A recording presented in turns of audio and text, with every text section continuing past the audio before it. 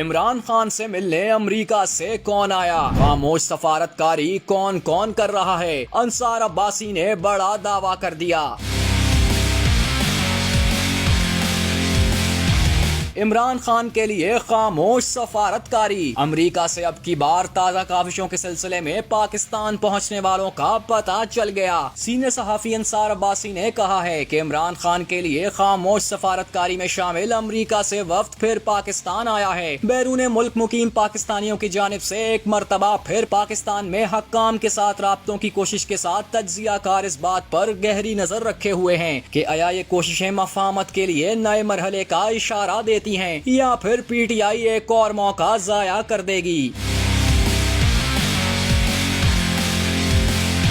انصار عباسی کے مطابق پاکستانی ڈاکٹروں اور تاجروں کے ایک گروپ نے چند ماہ قبل اسلام آباد کے دورے کے دوران ایک سینئر عہدیدار کے ساتھ ساتھ عمران خان سے جیل میں ملاقات کی تھی۔ یہ گروپ اس وقت لاہور میں موجود ہے۔ تاہم ذرائع کا کہنا ہے کہ وفد اب تک عمران خان سے ملاقات میں کامیاب نہیں ہو پایا۔ اس بات کی تصدیق بھی نہیں ہوئی کہ کسی اہم عہدیدار کے ساتھ اس وفد کی کوئی بات چیت ہوئی ہے یا نہیں۔ اس وفد کے لیے آئندہ ہفتے کے دوران ہونے والے رابطوں کو اہم سمجھا جا رہا ہے۔ خیال کیا جاتا ہے کہ یہ دورے پی ٹی آئی کے حامیوں اور بیرون ملک مقیم پاکستانیوں کی جانب سے عمران خان کے قانون اور سیاسی معاملات پر اثر انداز ہونے کی کوششوں کا حصہ ہیں۔